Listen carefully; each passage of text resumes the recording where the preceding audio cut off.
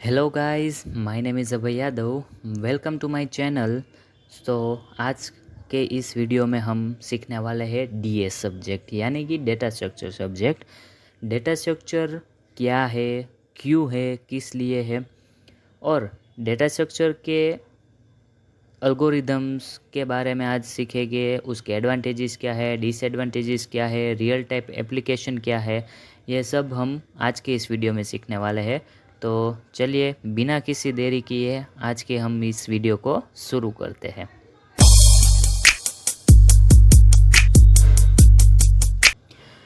Okay, so today we will discuss about data structure made by me, Abhay Yadav, and okay. तो आज के इस video में हम जो टॉपिक्स है वो कवर करने वाले हैं कि व्हाट इज़ डेटा स्ट्रक्चर यानी कि डेटा स्ट्रक्चर क्या है, डेटा स्ट्रक्चर के टाइप्स क्या है, उसके एडवांटेजेस क्या है और डिसएडवांटेजेस क्या है, और अंत में ये इतना सारा कुछ हम पढ़ रहे हैं तो वो किसके बारे में है और क्यों पढ़ रहे हैं उसका तो हमें पता होना चाहिए। और लास्ट का टॉपिक वो है। तो फर्स्ट टॉपिक है व्हाट इज़ डेटा स्ट्रक्चर। तो डेटा स्ट्रक्चर यानी कि DS stands for data structure, यानी कि डीएस हम बोलते हैं उसका फुल फॉर्म होता है डेटा स्ट्रक्चर। डेटा स्ट्रक्चर हम क्या करते हैं कि दो वर्ड्स मिलाकर बनाया गया है, डेटा प्लस स्ट्रक्चर। डेटा का मतलब होता है कि जो हमें इंफॉर्मेशन मिलती है, यानी कि किसी का नाम, नंबर, रोल नंबर है या फिर कॉन्टैक्ट नंबर है, ईमेल आईडी है, उसको हम डेटा बोलते हैं। और स्ट्रक्चर यानी कि क्या, स्ट्रक्चर यानी कि जो हम डेटा को स्टोर करते हैं, यानी कि स्ट्रक्चर। स्ट्रक्चर का मतलब क्या होता है कि कोई एक फॉर्मेट में हम जो डेटा है उसको स्टोर करते हैं, तो उसको हम डेटा स्ट्रक्चर बोलते हैं। डेटा स्ट्रक्चर पढ़ने के लिए हमें उसका जो डेफिनेशन है वो डेटा स्ट्रक्चर के वर्ड पर से ही हमें पता चलती है कि डेटा स्ट्रक्चर यानी कि ऑर्गेनाइज किया गया हुआ डेटा। डेटा स्ट्रक्चर इम्प्लीमेंट करने के बाद हमें ये फ़ायदा एक होता है कि हम किसी भी एन नंबर ऑफ़ डेटा होता है, यानी कि लार्ज अमाउंट डेटा होता है, उसको हम इजीली एक्सेस भी कर सकते हैं और मॉडिफाई भी कर सकते हैं।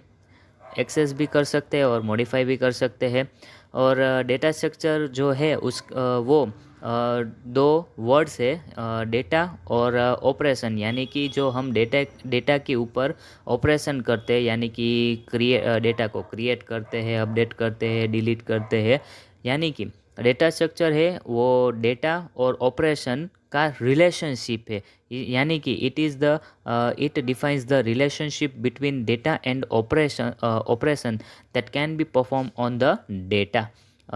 किसी किसी स्टूडेंट को ये डेटा स्ट्रक्चर में क्वेरी होती है कि डेटा स्ट्रक्चर है ये लैंग्वेज है या फिर कोई एल्गोरिदम है। तो मैं आपको क्लियर बता रहा हूँ कि डेटा स्ट्रक्चर है ना, वो कोई प्रोग्रामिंग लैंग्वेज नहीं है, यानी कि सी प्लस प्लस, जावा, पाइथन जो हम पढ़ते हैं उसी तरह की कोई लैंग्वेज नहीं है। डेटा स्ट्रक्चर है वो एक सेट ऑफ एल्गोरिदम है जो डेटा को स्टोर करने में हमें मदद करता है, यानी कि डेटा जो है वो किस स्ट्रक्चर में और कहाँ पे स्टोर होगा वो हमें बताता है। हमारा नेक्स्ट टॉपिक है types of data structure. So there is main two types of data structure, one is primitive and another one is non primitive. सो हम प्रिमिटिव डेटा स्ट्रक्चर को इजीली टर्म्स में समझते हैं कि जो डेटा है वो सिंगल वैल्यू में होता है, इम्यूटेबल है, और वो जो डेटा है वो कहाँ पे स्टोर होगा, वो अलोकेशन जो है, स्टोरेज प्लेस है, वो ऑलरेडी फिक्स्ड होती है, उसको हम प्रिमिटिव डेटा स्ट्रक्चर बोलते हैं। यहाँ पे मैंने एग्जांपल दिया गया है कि इंटीजर है, कैरेक्टर है, फ्लोट है, तो वो हम किसी भी एक अलोकेशन जो फिक्स्ड अलोकेशन है वहाँ पे ही हम स्टोर करेंगे। और नेक्स्ट जो टाइप्स है वो है नॉन प्रिमिटिव डेटा स्ट्रक्चर। तो नॉन प्रिमिटिव डेटा स्ट्रक्चर को हम इजीली टर्म्स में समझे तो प्रिमिटिव का ऑपोजिट है, यानी कि प्रिमिटिव है वो सिंगल वैल्यू में होता है और नॉन प्रिमिटिव है वो मल्टीपल वैल्यू में होता है। यानी कि सिंगल वैल्यू यानी कि कोई एक नंबर हो गया या फिर कैरेक्टर हो गया या फिर कोई वर्ड हो गया, उसको हम सिंगल वर्ड बोलते हैं। और नॉन प्रिमिटिव में जो मल्टीपल वैल्यू है यानी कि कोई एक सेंटेंस हो गया, उसको हम मल्टीपल वैल्यू बोलते हैं। और जो नॉन प्रिमिटिव डेटा स्ट्रक्चर है उसमें जो भी डेटा है वो स्टोर करने के लिए हम फिक्स्ड वैल्यू नहीं होती, वो हम कहीं दूसरी जगह पर भी स्टोर कर सकते हैं मेमोरी में। ये नॉन प्रिमिटिव डेटा स्ट्रक्चर का एक एडवांटेजेस है कि प्रिमिटिव में हम फिक्स वैल्यू फिक्स अलोकेशन पर ही स्टोर करेंगे और नॉन प्रिमिटिव में हम डायनेमिकली यानी कि दूसरी और तीसरी जगह पर भी हम स्टोर कर सकते हैं। और नॉन प्रिमिटिव के एग्जांपल है एरे, लिंक लिस्ट, स्टैक। ये हम नेक्स्ट के वीडियो में पढ़ेंगे कि एरे क्या है, लिंक लिस्ट क्या है और स्टैक क्या है। So next is advantages and disadvantages of data structure.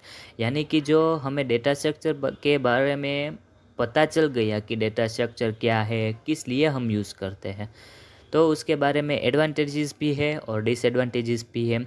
तो एडवांटेजेस ये है कि हम जब भी डेटा स्ट्रक्चर को लर्न करते हैं या फिर उसके बारे में सीखेंगे या फिर सीख रहे हैं अभी, तो हम हमारा जो एल्गोरिदम जो है यानी कि हम जो कोडिंग है वो हमारा पीसी इजीली समझ में आ जाए, पीसी को इजीली समझ में आ सके, ऐसा हम कोडिंग करेंगे। किसकी हेल्प से? डेटा स्ट्रक्चर की हेल्प से। डेटा स्ट्रक्चर की हेल्प से किस तरह से? तो हम उसको पढ़ेंगे कि मशीन जो है हमारा लैपटॉप है या फिर कंप्यूटर है, वो कैसे हमारी लैंग्वेज को अंडरस्टैंड करता है और उसको हम एल्गोरिदम बोलते हैं।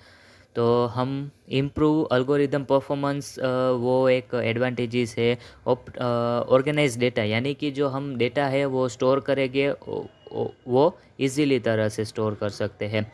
मेमोरी एफिशिएंसी यानी कि हमें पता रहेगा कि ये जो डेटा है वो इसी मेमोरी में या फिर इतनी ही मेमोरी अलोकेट करेगा। फ्लेक्सिबिलिटी है, डायनेमिक मेमोरी मैनेजमेंट है, इसी तरह के एडवांटेजेस है।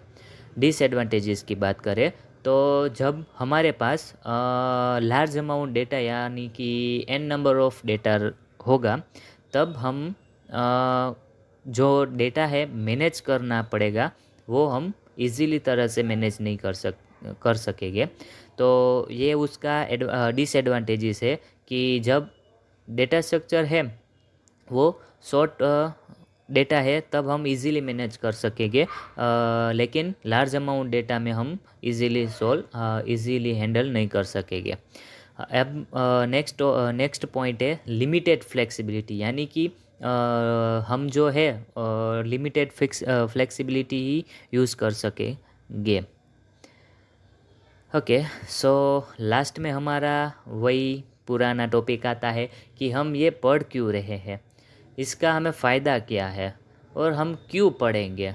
तो उसका सॉल्यूशन इसी में दिया गया है कि learning data structure and algorithms will help us become a better programmer. यानी कि हमें डेटा स्ट्रक्चर का नॉलेज होगा तो हम बेटर प्रोग्रामर बनेंगे।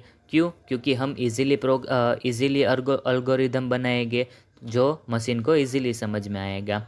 नेक्स्ट पॉइंट है कि we will be able to write code that in more effective and reliable. यानी कि हम जो कोड लिखेंगे वो नीट एंड क्लीन होगा और इजीली टू अंडरस्टैंड होगा दूसरों के लिए। We will also able to solve the problems more quickly and efficiently. यानी कि जो हमें प्रॉब्लम दिया गया है या फिर कोई प्रॉब्लम है वो हम इजीली सॉल्व कर सकेंगे with the help of data structure.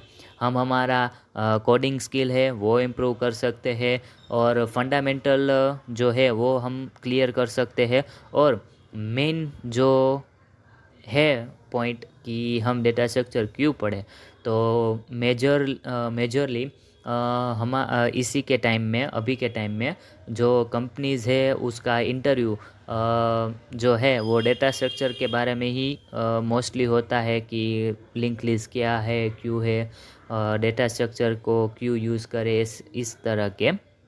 तो हम इस वजह से भी डेटा स्ट्रक्चर पढ़ते हैं, यानी कि found the interview and job opportunity, यानी कि हमें जो डेटा स्ट्रक्चर का बेटर नॉलेज होगा तो हम जॉब अपॉर्चुनिटी को बढ़ा सकते हैं। We are improve our logical things and problem solving skill, यानी कि हम डेटा स्ट्रक्चर के प्रॉब्लम्स को सॉल्व करेंगे, हमारी स्पीड बढ़ेगी, कोडिंग स्किल बढ़ेगी, लॉजिकल थिंकिंग जो पावर है, एबिलिटी, वो बढ़ेगी, और प्रॉब्लम सॉल्विंग स्किल भी हम बढ़ा सकेंगे। यानी कि हम शॉर्ट फॉर्म में समझे कि डेटा स्ट्रक्चर क्या है, तो डेटा स्ट्रक्चर पढ़ने से हमें डेटा स्ट्रक्चर के फंडामेंटल क्लियर होगे, हमारा कोडिंग स्किल इम्प्रूव होगा, प्रॉब्लम सॉल्विंग स्किल इम्प्रूव होगा, और हमारा जो लॉजिकल थिंकिंग प्रोसेस है वो भी हम सोल्व कर सकते हैं easily with the help of data structure. So thank you to watching my video. अगर आपको मेरा ये इस वीडियो पसंद आया है तो please like, share and subscribe, and thank you for watching.